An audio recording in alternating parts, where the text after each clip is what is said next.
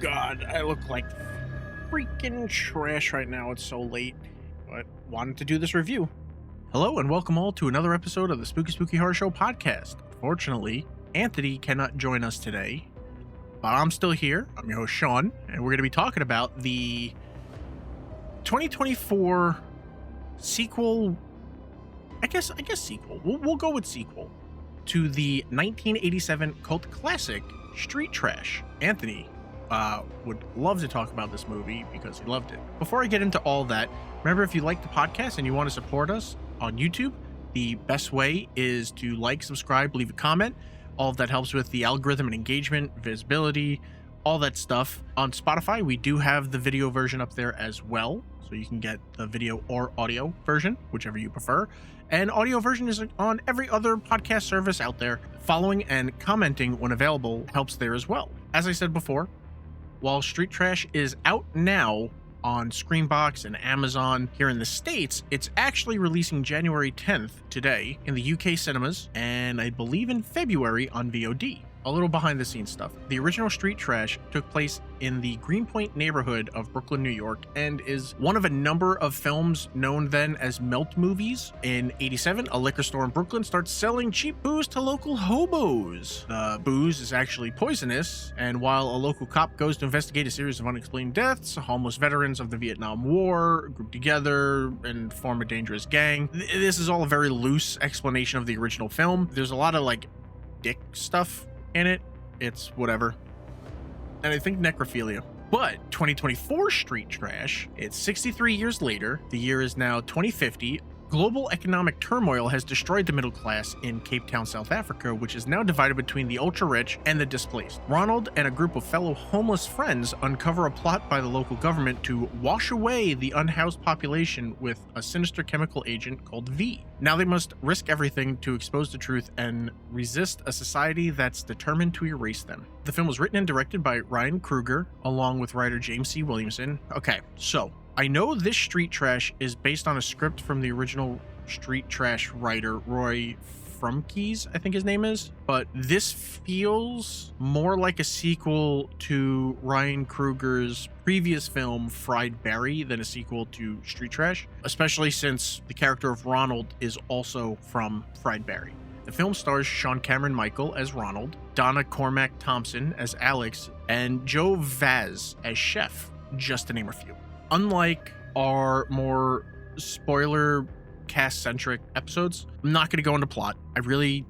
As I said, the film is already out in the US on Screambox and everything. We didn't know this at first. When we were reached out to check out the movie, I noticed but didn't fully pay attention to the fact that it said in UK cinemas January 10th. I figured that was just the day that it was coming out. Turns out no. While on Amazon, we saw Street Trash was on Screambox if you have that subscription service, or you can rent or buy it from Amazon Prime Video. So in the States, it's here. I guess it's just not released there, which is weird that it would come to the States before the UK, but it's whatever. So yeah, I'm not going to go into the plot because it's getting a theater release. We'll probably do a whole plot breakdown and everything later, but for now, I just want to talk about the film. As I said, Anthony really liked this film, and I tend to agree with him. I like the film. I don't think it's a perfect film. It's a far from perfect film. It's definitely the better of the films that we've seen this year on the podcast. We've seen a lot of stinkers so far this year. While heavy-handed, the class warfare aspect worked really well. It's basically the trajectory that we're on if we don't get the housing market under control, and all these dumbasses don't start realizing that the rich and corporations and stuff aren't our friends. The practical effects and gore are amazing. Seriously, top-notch. The comedy was terrible. I think I could count on possibly one hand how many times I laughed. I would have preferred this to be a little bit more serious of a film with hints of comedy than I guess full outright horror comedy that they were going for. What we got instead was dialogue that seemed like it had large chunks of dialogue written from prompts put on ChatGPT. All the discussions about Peter Pan made no sense. It's a nice way to put this. It just felt like a 13-year-old who was writing this thinking it sounded smart. It was weird. Pretty much all the comedy felt like it was from a point at a time. It felt like American Pie Stifler was gonna come out and start making fun of us. All the penis stuff wasn't funny. It pretty much boiled down to ha ha ha, penis is out, ha ha ha, look, it's so long it's down to his kneecaps, ha ha ha. Then there was the alien. Oh look, the alien has its penis out, ha ha ha ha ha, now it's peeing on stuff, ha ha ha ha ha. Like, it didn't make sense. It took away from things that could have been happening in the film.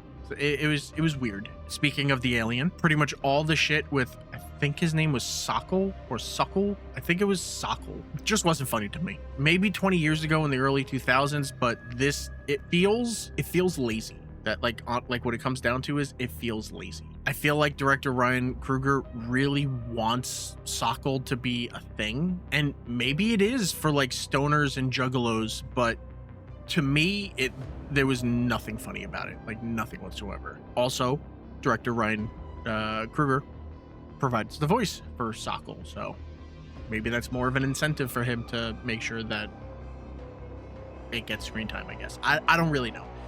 I hated Chef. Every time he opened his mouth, I couldn't tell if his voice was being dubbed because it constantly sounded like he was trying to do like a really bad impersonation of like Larry David or Woody Allen. So I don't get it. Story-wise, it was good. There was some gore towards the beginning, not a lot, but about 40 minutes in, I started to think to myself, man, I wish there was more gore. And then there was immediately more gore. And the gore in this is really good. It's so like goopy and viscousy. I don't really like it. I mean, I know I'm watching I'm wearing fucking Tarman shirt right now, but I'm really usually not into that, mainly because I don't like the mushy goopy sounds, but it worked. It was pretty good. So this around the 40-minute mark is about where the film really begins to pick up, and I do wish we got to this sooner. I think a big problem is we need to spend time with Alex getting integrated into Ronald's group while explaining all the Rat King stuff, which ended up really not being explained, and then explaining the government conspiracy and the experiments, which still weren't. It's like a loose, like, we're the government and we don't like poor people, let's just kill them. That's essentially what it came down to. Again, this is kind of where I say all the time, like, you could go back throughout all the podcast episodes, and even when I was streaming and people would ask me about movies, just a couple of more passes on a script can really tighten everything up, especially when you have so much that you're having to explain to the audience. You realize that certain things just don't matter. It's a fun film that could have been better if it took itself a little bit more seriously. If the film was a story about a ragtag group of displaced people overthrowing a city that's been killing and experimenting on them, where the 1% has their tools turned against them, that would have been awesome. We don't get that until like the last 15 minutes of the film. We could have gotten rid of the Rat King stuff and focused more on the mayor and all the evil shit he's doing.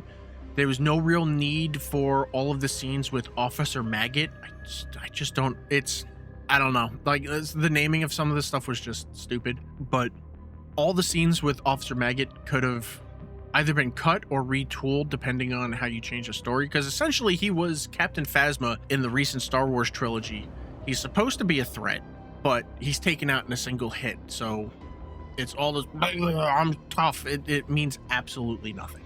For me, and this is coming from a screenwriting perspective and director perspective, for me, the film should have started with the mayor talking to investors about all the experiments he's doing to get rid of the street trash. And during all that, we see a cacophony of goopy messes, like all the experiments that they went through, all the different results from everything, till they get to a point where it's the V, I guess, is more viable. Then we cut to Ronald's group and see them all interacting and happy, pretty much making the best of what they have, right?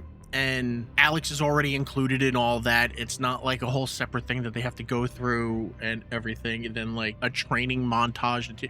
All of that stuff could have been left out. Then you have Officer Maggot and his troops bust in, round them all up. Alex gets away to find help, and Ronald and the group are taken to the detention area so they can be experimented on in front of the group of investors, and then have Ronald and his group try to break out, while Alex with Slade and Clover from the Rat King, if you even want like a slow thing, it could just be like another gang, which it kind of is, them breaking in to get them out, and then they meet up, take over the facility, and then go after the rest of the 1%ers and everything, and then take it that way. That could be like the you know, back a third of the film, and I feel like that would have been better, because then it's taking itself seriously, but you can add comedic beats. But that's not what happens in the film, because them basically fighting back and fighting against the system doesn't happen until like the last 15 minutes of the film, and it goes really fast. The mayor, who's supposed to be this big evil guy, does nothing.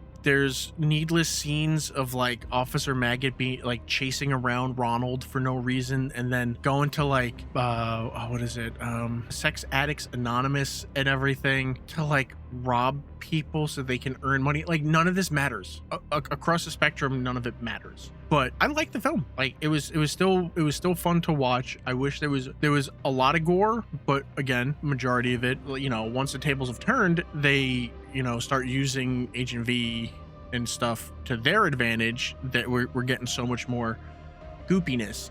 So it would have been nice if there was just more gore, more spaced out, I guess. I'm pretty sure Anthony is giving this a 5 out of 5. I don't know if his 5 out of 5 is based on the fact that we have watched nothing but terrible films all season, and this is like the first bright spot in all of it, or if it's just because he really, really likes like goopy films like this. For me, this is a 4 out of 5. It's shot beautifully. It's acted well. The only performance I take issue with is the chef character, solely because I don't like his voice. All the other actors were really good. The gore and effects was really good. The story is like kind of hit or miss, but all in all, the movie goes by really quick. And yeah, I recommend seeing this. Street Trash is out now apparently in the US through Screambox on Amazon Prime, and today in the UK cinemas, January 10th, and February it should be on VOD there, I think. I'm not completely sure. Its time frames are all weird. We were both really thrown off by the date. When Anthony saw that it was already out in the US, he decided, well, I guess we're pushing it back. We weren't. So yeah, 4 out of 5. Go see this movie. Thank you everybody very much, and I'll see you next time. Bye.